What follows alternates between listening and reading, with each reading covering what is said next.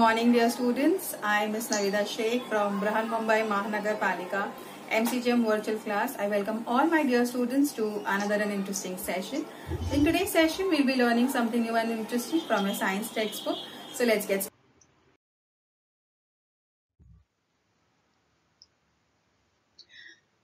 Good morning, students. I welcome all my dear students to another and interesting session. And today's session, we'll be learning about the very first chapter in our 6th standard science textbook, that is natural resources, air, water and land. I'm Miss Sheikh Navida and I'll be teaching you all this lesson. So before we learn about natural resources, air, water and land, the very first thing that I would is this image. Now when you look at it, you will find that there are certain organisms which are on the surface of the earth, some are flying in the air and some are inside the water. So this earth is divided in three spheres. First is the hydrosphere, which is comprising of water and the organisms which are living in it. Then we have lithosphere, that is land.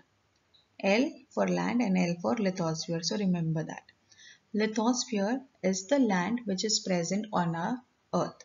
The entire land which is there, okay, comprising of mountains, the land that you walk on, that all comes under lithosphere.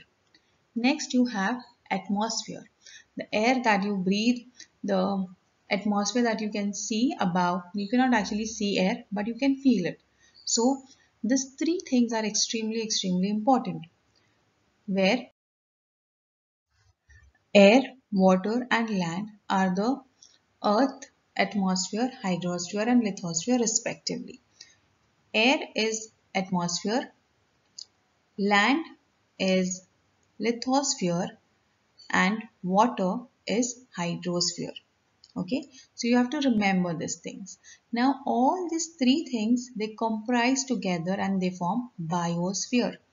Now air, water and land, all these three things are extremely important for a living organism to survive. See, the animals which are on the land, they need water, they need air, they need land for their survival and their existence. Same way the animals and the plants which are there in beneath the ocean, beneath the water, they also need air. They do not get the atmosphere directly, but it is required by them and they get it. They need the plants beneath the sea they also require land which is present there, and they also need atmosphere. So every living organism, whether plant or animal or humans, they need all these three components together, that is atmosphere, lithosphere and hydrosphere. Okay, which is extremely important for the existence of life. Now these three things, that is the atmosphere, hydrosphere and lithosphere, they provide us with numerous resources like water for drinking purpose, animals for various purpose like for eating, for animals like sheep, you get wool from them, you get milk, you get egg, you get protein from them, right? Same way we get soil, which is extremely useful for cultivation of crops and plants. Then you have sun, which is present, the the rays that you get from the sun, that is used as a source of solar energy. Wind, which is extremely important for producing wind energy. You get oil, crude oil, coal. All these things are present in on the surface of the earth in all these three spheres that we learned right now, that is the hydrosphere, lithosphere and atmosphere. Okay, so it is extremely important that air, water and land, these are a few factors which are important for the sustaining of life on the planet earth, and it helps to fulfill our basic needs. Like you need food for survival, you need water to for your survival, you need plant, you need animals. So all these things are present in our planet itself. Naturally it is present, and you have to be very careful while using these resources, because they are naturally present, but some of them can get extinct as well.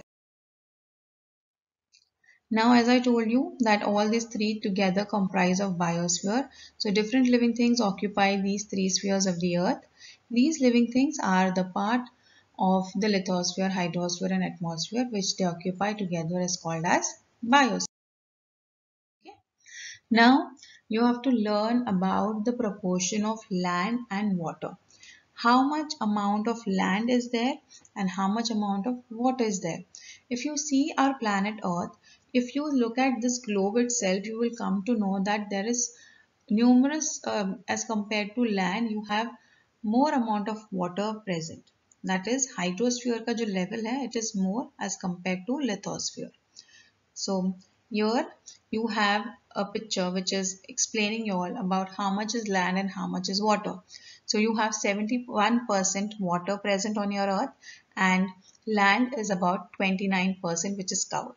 Okay, only 29% land is covered and whereas the remaining 71% is water.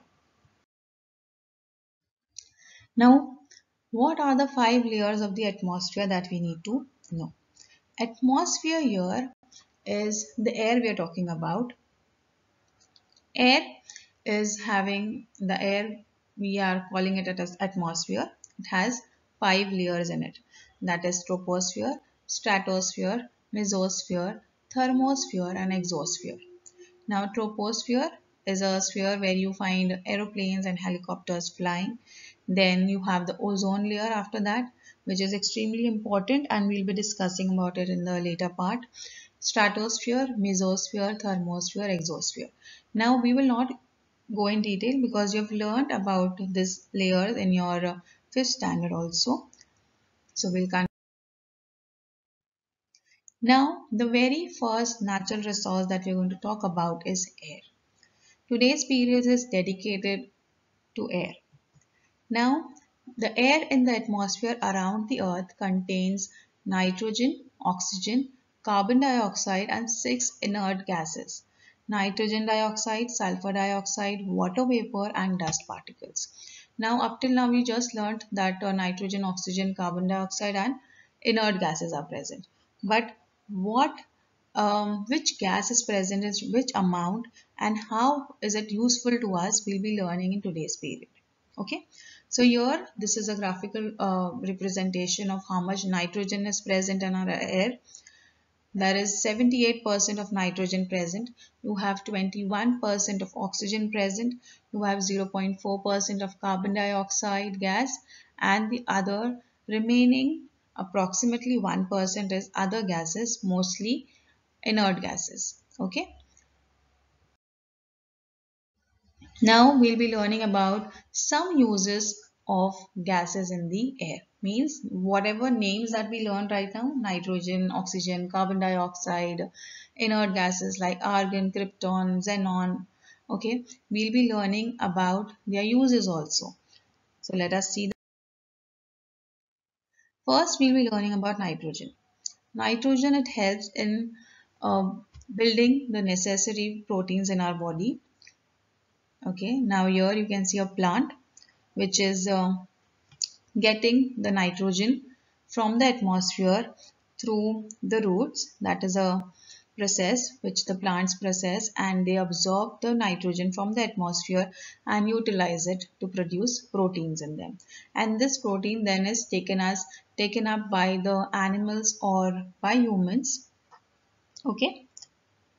It is also useful in the production of ammonia and ammonia is useful for plants. Okay, again I'm explaining here.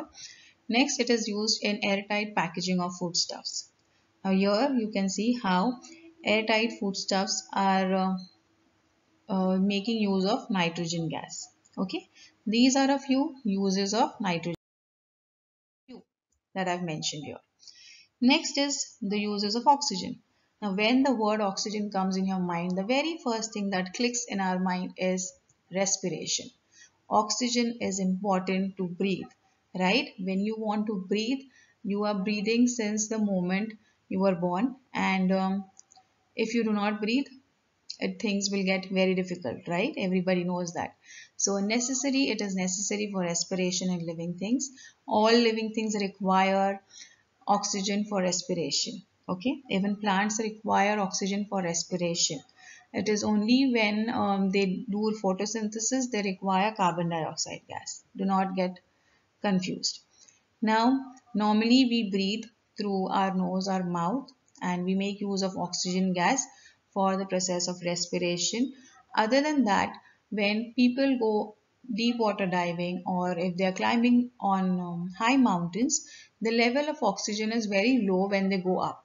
Okay, as we have learned last year that the amount of gases which are present in the atmosphere are thicker near the earth's surface, and as we go above it becomes rarer and rarer, means it becomes less. So oxygen level also decreases when you go above the sea level. As you increase, as you move on, it will, the oxygen level decreases. Okay, same way humans are not capable of breathing beneath water.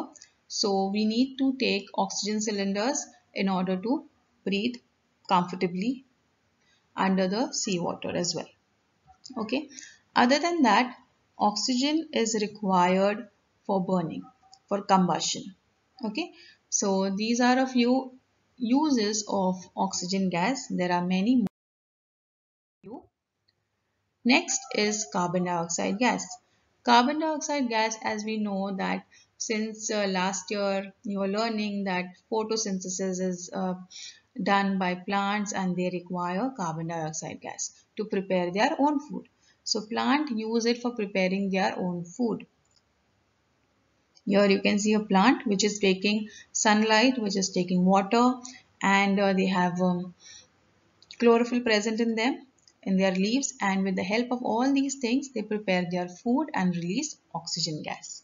Okay, so carbon dioxide is mainly required by plants for preparing their food. It is also used in fire extinguishers. You must have seen these red color cylinders in your schools or whenever you go to a hotel or some place, malls and all. You must have noticed that there are these red color cylinders which are called as fire extinguishers. There are different types of fire extinguishers. Now there are certain fire extinguishers which have carbon dioxide in them. Now carbon dioxide does not let fire to spread, it extinguishes fire. Okay, and that is the reason these cylinders are filled with carbon dioxide gases. Next we have helium. Helium is used for obtaining low temperature as also for generating lift in airships. Now, here this is a very simple example I could give for helium gas because it is light. And next you have is argon. Argon is also an inert gas which is used in electrical bulbs. Okay. Neon. It is used in decorative lights for street lighting.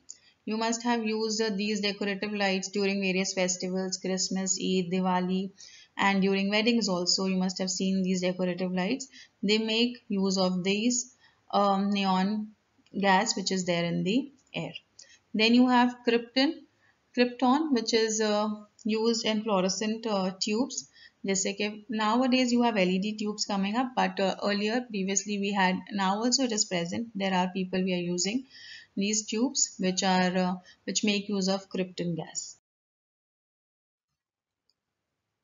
Now, in order to have a proper balance in our earth, the atmosphere also has a proper filtration going on, and it is very important that everything is in a proper balanced manner because the atmosphere itself has its filter in it, and it has to maintain a proper balance between various gases and other constituents of air.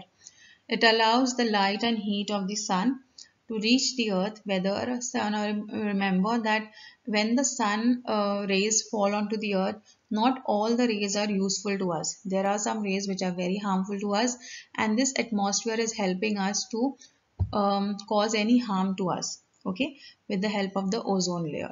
Next, atmosphere is responsible for formation of clouds, snow, rain production. Okay, so whenever you see cloud, that is because of the atmosphere. The rains that is there, it is because. So the smoke directly, if there is any smoke which mixes into the atmosphere, it disturbs the balance between the constituents of air. This is called as air pollution. Now, harmful gases are given out through combustion of fuels in vehicles, in big industries, and also through incomplete combustion of fuels like wood and coal.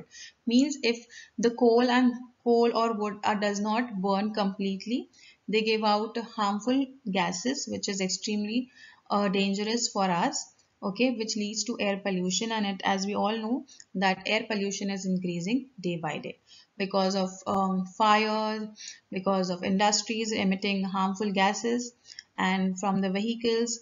All these gases are causing air pollution.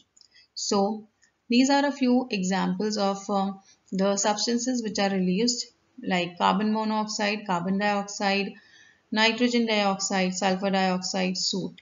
These are few examples of harmful gases which are emitted, and this much is quite clear to you all. In the next coming period, we'll be learning about ozone layer. As time is up, we'll continue with this very important and interesting topic in the next coming period. Thank you. If you liked our session, please do not forget to subscribe to our channel so that you can share and view the videos that we had today for you. And please do not forget to hit the bell icon so that you remain updated with all the latest videos that we'll be making for our dear students. This session was quite useful to you. In the next coming period, we'll learn something new and interesting. Till then, thank you.